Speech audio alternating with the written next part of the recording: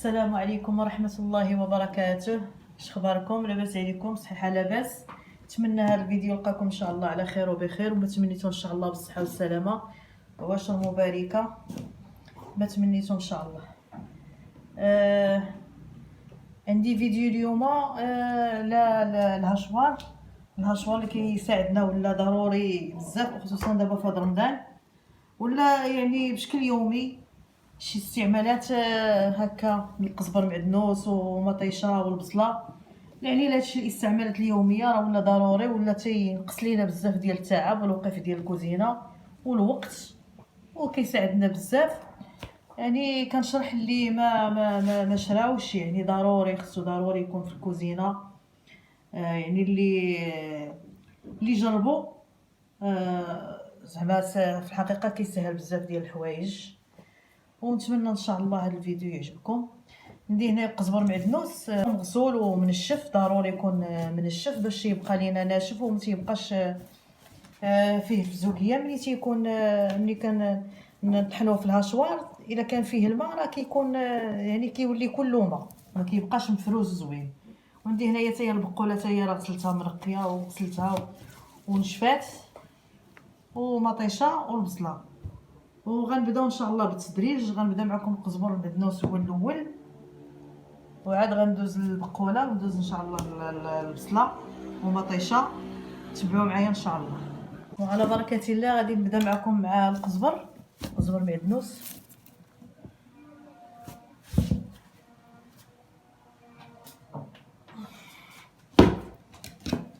غادي نقطعو غير تقطيعه شي شويه متوسطه، ماشي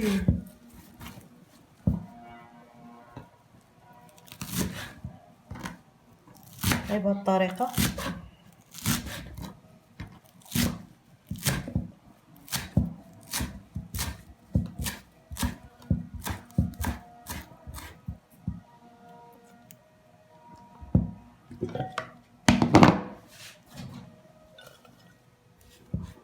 يعني واخا تكون عندنا كميه كبيره الا بغينا نخزنوها نديروها في الكونجيلاتور، تيسهل علينا الاموريه دغيا دغيا. المهم يكون مغسول يكون ناشف.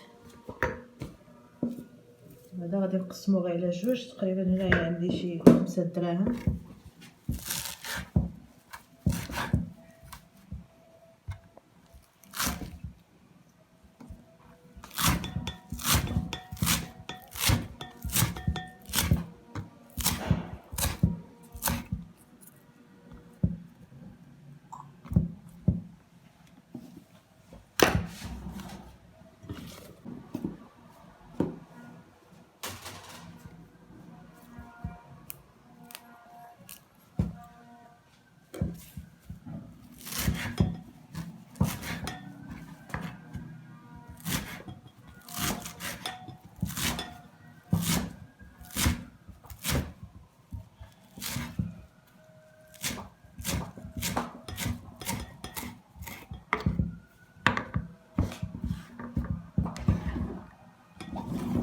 على بركه الله غادي نبدا معكم دابا. غادي نطحن غير في الجهه هذه اللي تيكون فيها بحال واحد، وهذه فيها جوج، يعني سريعه اكثر من الاولى. غنبداو غير دقه دقه باش ما يجيناش كنطحونوا فيه الماء، يعني شي شويه.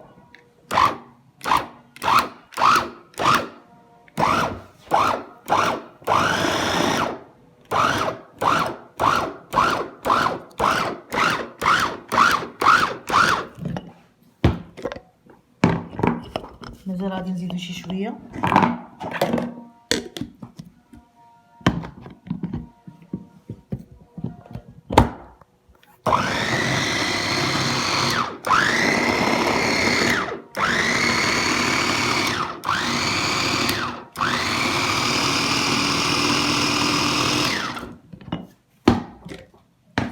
راه الا كان ناشف ما نخافوش يهرى لينا، حيت الا كان فازق تيكون فيه الماء.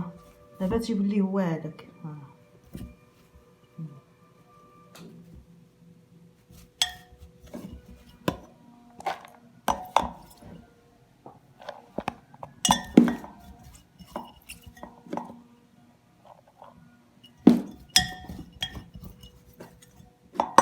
تيبقى هكا مفروز. واخا تيكون في الكونجيلاتور تنجبدوه تيكون هكا مفروز، ما تيكونش ميه، غير نجبدو منو القياس ونردوه ديك الساعه باش ما يتاكسدش، ما يكونش عنده داك اللون هكا، تيكون اللون ديالو مايل الاسود شويه. نتفاداو هذاك اللون باش يبقى لنا القزبر هكا زوين في الشوفه وتيبقى طري.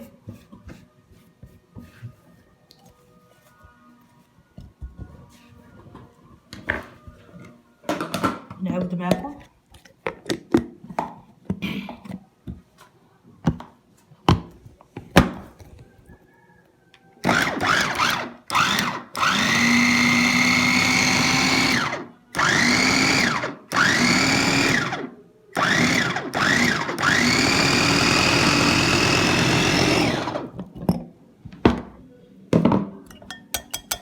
يعني هو بسرعه، هو درتو بسرعه.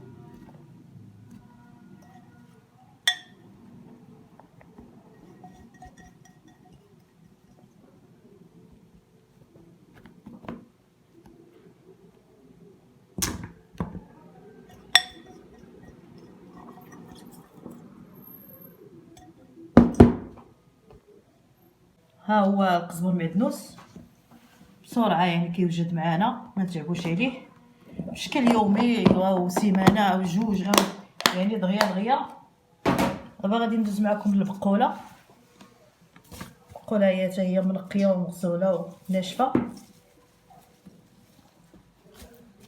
اللي بغى ياخذ كميه كبيره يغسلها وخليها حتى تنشف مزيان ويقطعها ويديرها في بواطات احسن مما كتسلق هكا، كتجي حسن. وعاد من بعد منين نبغيوها نجبدوها ديك الساعه، نديرو فيها غير شويه ديال الماء ماشي بزاف، على نار مهيله تطلق داك الماء ديالها، كطيب غير في الماء ديالها، كتجي بنينه.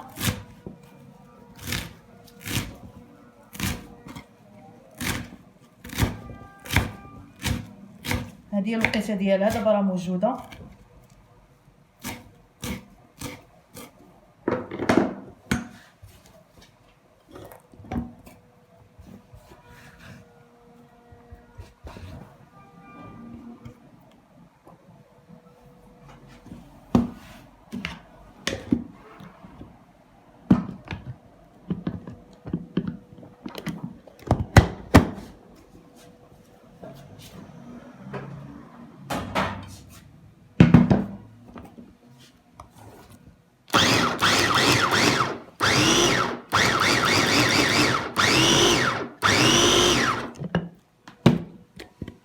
هيا وجدت معنا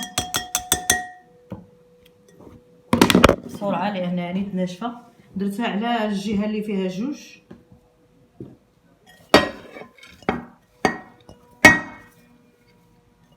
محتاجوش نقطعوها بزاف.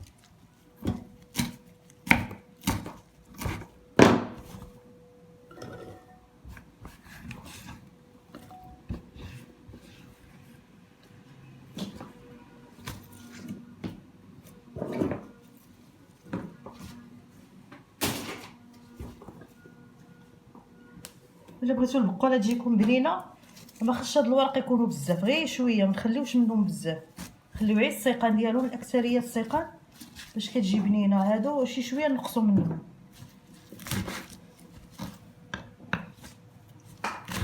راه عندي الطريقه ديال البقوله غتعجبكم، راه في القناه ان شاء الله تجربوها وتعجبكم بزاف.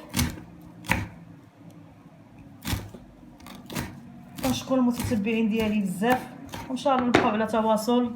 كنتمنى لكم الصحه والسلامه والعافيه، ويدخل عليكم رمضان كريم بالصحه والسلامه، وما تمنيتو ان شاء الله النجاح للوليدات، واللي مريض الله يشافيه.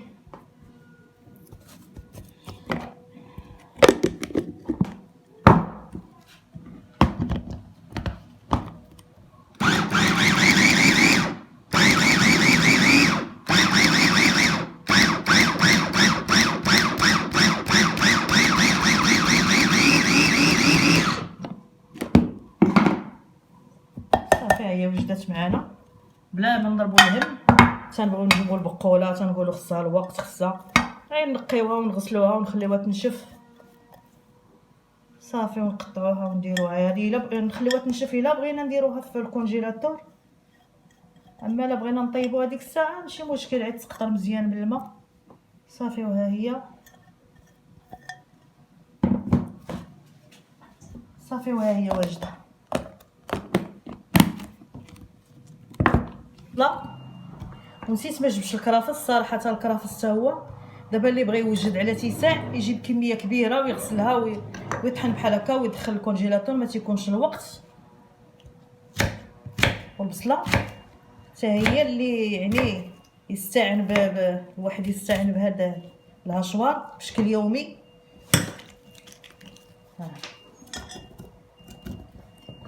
البصله الا بغيناها هكا مشلضه نقطعوها شي شويه طريفات كبار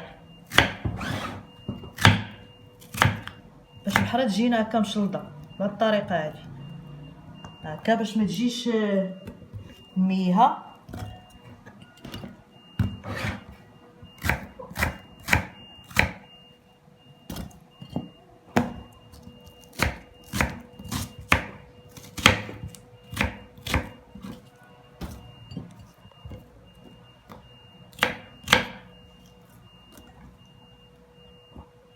هنا غادي نبدا نطحن غير دقه دقه، حتى هي غير في رقم واحد.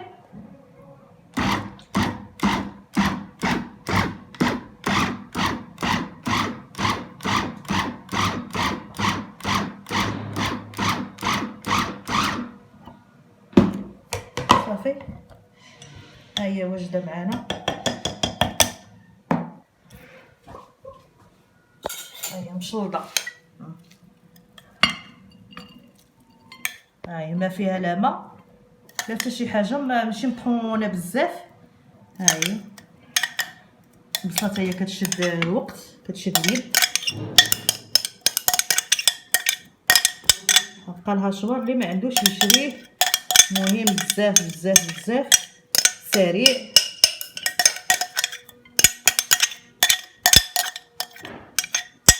هذا الفيديو هذا درتو على اللي يعني ما عندوش او ما تيستعملش الهشوار بشكل يومي، كاين اللي كيديروا غير على شي حاجه مره، ولكن هو راه مهم.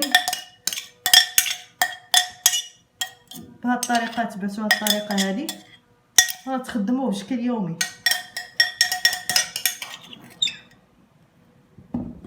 ها البصله ها هي مشلضه، ما فيها لا ماء لا حتى شي حاجه، غير دقه دقه. ما نوركوش بزاف على الهشوار باش ما تجيش، باش ما تطلقش الماء. ها هي مشلضه. دابا غندوز معكم المطيشه. المطيشه حتى هي اللي لقاها موجوده طيبه يجيبها ويطحنها ويديرها في طاسات ويديرها في كونجيلاتور.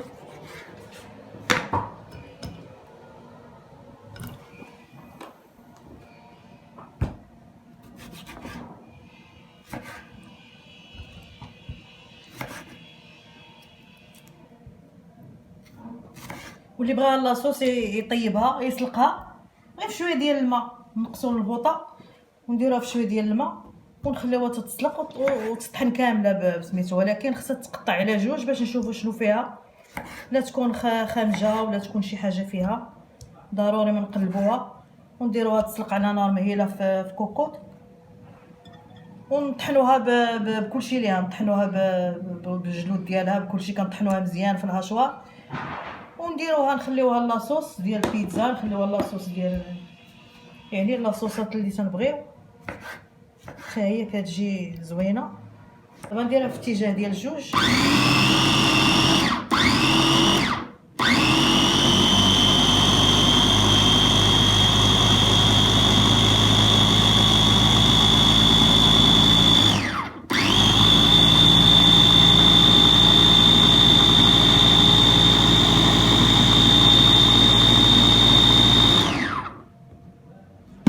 ها هي طحنت بكل سرعه. انا كنصفيها، اللي بغى يصفيها يصفيها، اللي بغى يستعملها غير هكا يستعملها هكا.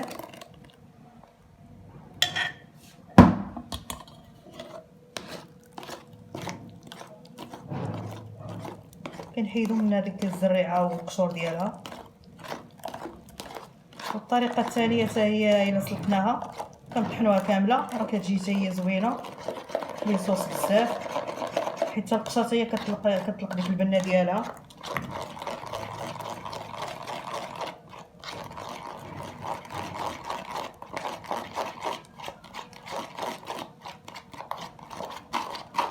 الا حيدنا هاد الشيء بحال هكا تيكون عندنا في الكونجيلاتور، تيسهل لنا بزاف ديال الامور في رمضان الكريم. يدخل علينا وعليكم بالصحه والسلامه والعافيه وما تمنيتو ان شاء الله.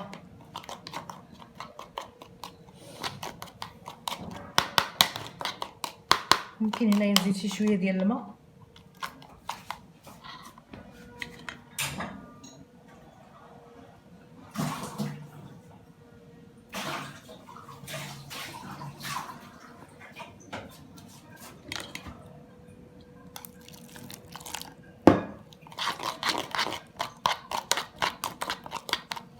صافي هنايا كتكون عندنا مطيشه هي مطحونه. انا غادي نكمل هاد الكميه كلها وغادي نصفيها ونرجع معكم ان شاء الله. واخيرا انا كملت، يعني هادشي تيحتاج غير دقائق ما كاملاش، دغيا دغيا وجدت هادشي. وان شاء الله تستافدوا من هذا الفيديو. هانتوما البقوله هي مقطعه بحال اللي مقطعه يعني بالموس. هاي طريقه سهله وبسيطه دغيا دغيا. المعدنوس ها هو حتى هو مطيشه حتى هي محيت ليها القشور وحيت ليها الزريعه. البصله حتى هي مشلضه، يعني راه بحال اللي مشلضه بالموس، ما فيها لا ماء لا حتى شي حاجه. وان شاء الله تستافدوا من هذا الفيديو ويلقاكم بالصحه والسلامه والعافيه، وخليت لكم راحه البال والهنا. وان شاء الله الى فيديو قادم ان شاء الله.